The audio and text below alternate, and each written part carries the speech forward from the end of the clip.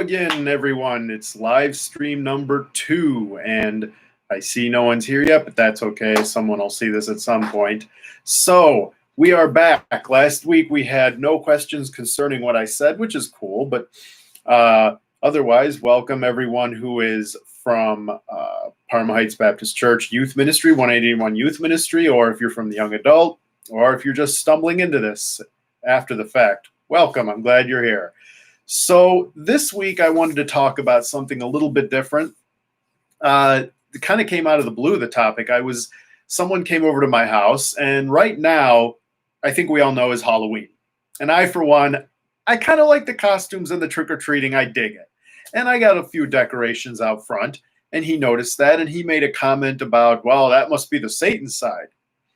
And I think he was a bit serious. And for a minute, I thought, well, I know this guy, and I know kind of some of the things he does. But I think he meant it in jest, but it got me thinking, what do people feel about Halloween? What should a Christian do? Does the Bible address that? And the answer is, yeah, actually it does, kinda. So that's what we're going to jump into. So the first thing I want to say, though, is for those of you that are, let's say, anti-Halloween, first of all, there's nothing wrong with that. But what I'm going to say is that the argument that it's of pagan roots is one that you should probably be careful about using, simply because if you're going to argue that the satanic argument or the formerly pagan argument, there's some difficulties with it. The first one I'm going to mention is that I'm heavily born of the satanic panic of the late 70s, 80s, and early 90s. And there is a big problem with trying to do something from the satanic panic, which actually ruined lives. I mean, people were accusing cereal boxes of Count Chocula of leading kids towards Satan. I'm not joking. So, do we really want to use the tools of a mass hysteria to say don't do something? I don't think anybody who's watching this is going to take that route. So, and not only that, to say that you shouldn't do it because it's of pagan origin, careful, you're giving someone a weapon against you, because the same could be said about Christmas. Christmas is of pagan origin. Think about it. Decking the halls with boughs of holly, hanging the mistletoe, Christmas trees, that's all from paganism. When my wife hangs up her mistletoe as a decoration, and sometimes she cutely has us kiss under it, are we hoping that some fertility god blesses us with a kid? No, we're partaking in a cutesy little tradition. But if you're going to argue that pagan origin equals don't do it, well, I guess you got to stop that Christmas stuff and Easter eggs, right? The third reason I'm going to say that the whole pagan origin is a little bit of a weak argument will come from the verse Exodus. Now, this is something my father gave to me, but in Exodus chapter 20, verse 5, well, we're going to be reading 4, 5, and 6, just so I could get the point. That God is talking to the people of Israel, and he says, "You shall not make for yourself an image in the form of anything in heaven above, or on the earth beneath, or in the waters below. You shall not bow down to them or worship them. For I, the Lord your God, am a jealous God, punishing the children for the sin of the parents to the third and fourth generation of those who hate me, but showing love to 1,000 generations of those who love me and keep my commandments." So what that means is that God will do whatever it takes to eradicate improper worship. And it's going to take a few generations, but that also means is that once you're so many generations removed, the blessings can begin. I think we're all sufficiently removed from the origins of Samhain that when someone's coming to your house trick-or-treating, they're not partaking in a pagan ritual. They're not. They're just wanting candy. And by the way, trick-or-treating did not start as a pagan ritual. It started as a means of keeping kids from mischief in the 1930s and 40s, and it worked. So it really comes down to then intent. What is your intent? And if your intent is just to dress up as Iron Man and go get candy, well, okay, so there's not a sin there. If, on the other hand, I set up a pagan altar out front and I start doing that, my intent is pretty bad and I probably shouldn't do it. Luckily, I'm not doing that. So then where does that go from here? Well, you still can say no, and Paul gives us a wonderful outline as to how we can address these issues. Not just trick-or-treating, but anything that isn't overtly a sin. And that's going to be found in 1 Corinthians 8. Now, just because of time, I won't go into it, but basically, I won't read it verbatim. But the basics is Paul, and the issue at the time was Paul was talking to the Corinthians, and there was some concern because people were buying meat that had been taken from an animal that was sacrificed to an idol. And there was some concern, are we endorsing paganism by doing that? A valid question, really. Just much like this. If I take my kid trick-or-treating or put out a little, plastic yard haunt, am I endorsing a pagan holiday? Valid question. So Paul would come at it like this. He gives us basically a three-pronged test for issues like this. The not necessarily a sin. One, what's the intent? If my intent is to go out and cause a sin, well, then yeah, I shouldn't do it. If at Christmas time, my wife and I kiss under the mistletoe because we hope a pagan god fertility god will grant us pregnancy, well, yeah, now it's a sin.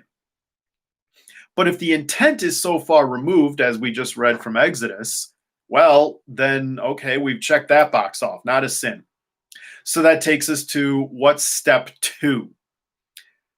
Conscience. How's your conscience feel about it? Do you feel uncomfortable?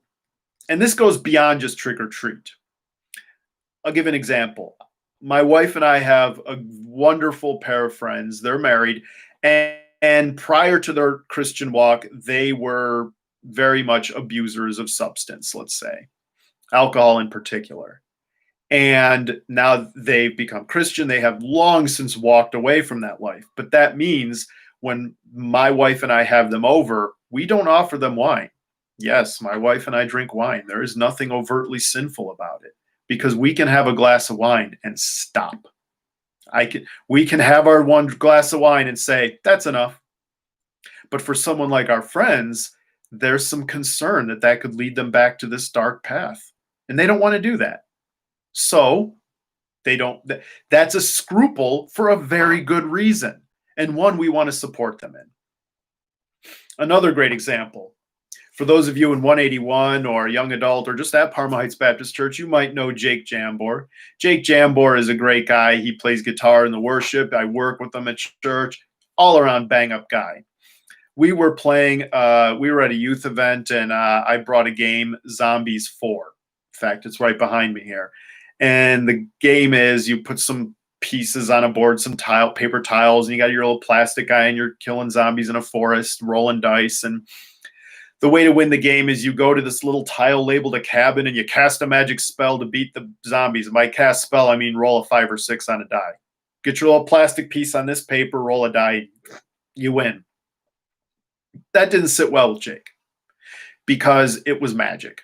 And we know the Bible is anti-divination, sorcery, witchcraft, etc. And so I can understand his unease. Now, put a pin in that. We're going to come back to that story. We're going to explain what the result of that is, because the interaction he and I had is exactly how we handle things like trick-or-treating or alcohol or anything that's not immediately overtly a sin. Because that leads us into the next part, a stumbling block. For Jake, this was a stumbling block. And if it's a stumbling block, you should stop it, as I should stop it. Probably. Paul goes on in Romans 14, and this I will read for you because it's brief. Romans 14 talks about the weak and the strong, or I think a better way to put it would be the scruples or the conscious and the non-scruples would probably be a nicer way to say it. But Paul says, Romans 14, and I'm front-loading a little bit. Sorry, Pastor Shane. We're going to be reading verses 1 through 4. Except the one whose faith is weak, without quarreling over disputable matters. One person's faith allows them to eat anything, but another whose faith is weak eats only vegetables. The one who eats everything must not treat with contempt The one who does not, and the one who does not, but eat everything must not judge the one who does, for God has accepted them. Who are you to judge someone else's servant? I guess I only did verses 1 through 3, but the idea is Jake had a problem with this magic. Yeah, it wasn't real and he knew it, but the association was enough to put him at unease. I had no problem. I'm so far removed, I'm not casting a spell. So what do we do? Well, let's explain how that works out. Jake didn't judge, and neither did I. He didn't use his scruple as a cudgel, and I didn't use my lack of scruple as a cudgel to beat him down. The summary of that story is that I said, okay, I understand, Jake. We got another game we can play, sure. And he was cool and said, no, that's okay. There's some other games I want to try out anyway, just starting. And he went to another table. That was the end of it. I'm sure Jake doesn't even remember that happening. But I did, because I thought, wow, what a 1 Corinthians Romans kind of interaction. I didn't judge him for his scruple. He didn't judge me for not having it. And we both bent and found a way to keep the peace. And that's how you have to look at something like Trick or Treat. You could even look at 2 Thessalonians 2, 16 and 17, where Paul says, therefore, do not let anyone judge you by what you eat or drink, or with regard to religious festival, new moon celebration, or Sabbath day. These are a shadow of the things that were to come. The reality, however, is found in Christ. Paul is saying, essentially, if it's not directly a sin or a sin of intent, and therefore it's not something we can cudgel each other with. Like, obviously, if you see me cheating on my spouse, you need to stop that. Or if you see me doing something else, stealing from the church, let's say, obviously you need to stop that. Or using foul language, or looking at things online I shouldn't be looking at. Yeah, you got to nab me on that. But for something like that game, or trick or treating, where's the issue? And the issue is really not there. But there are those who have unease, whether it be trick or treating, for you young adults, alcohol, for it could be anything, a kind of movie. Maybe you have a movie that, though it's historical, it's a little disturbing and I'd rather not watch it. Okay, fine. That's a scruple I can accept. And then the goal is bend but do not break. I will judge you, you don't judge me, and we find a way to make the middle. And if that means I don't play the game, then I don't play the game.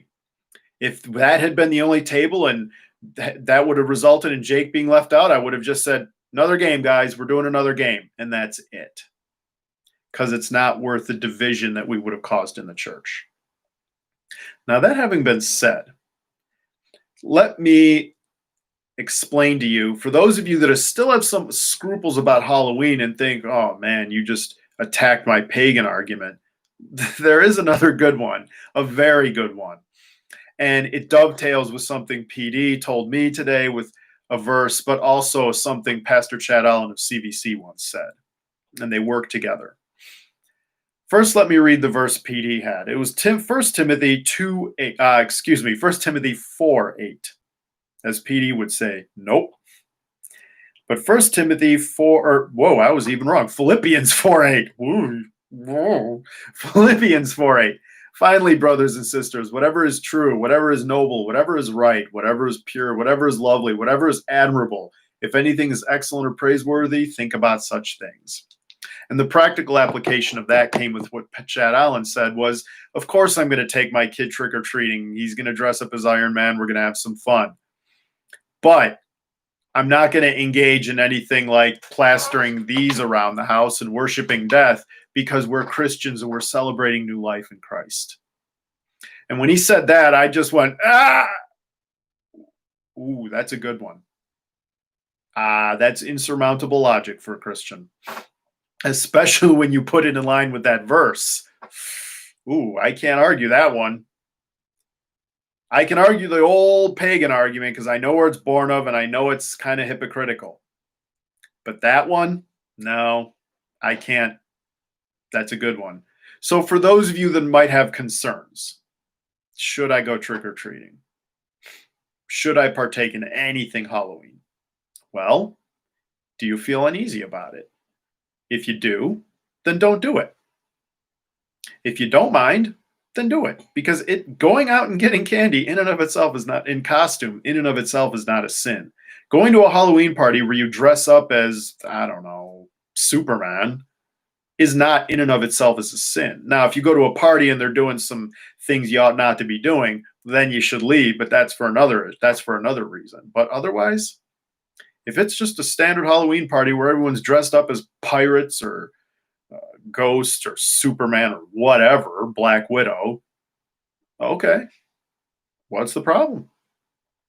Have your Halloween party, especially if it's with your Christian friends.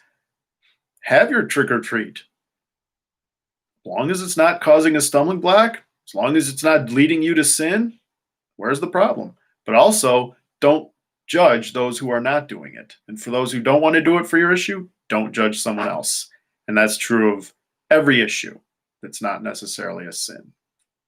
So hopefully when Pastor Shane gets to Romans 14, there will be more to say about that. But in the meantime, it doesn't look like there's anybody posting any questions. So I'll just sign off saying thank you and happy Halloween weekend, whatever it is you're doing.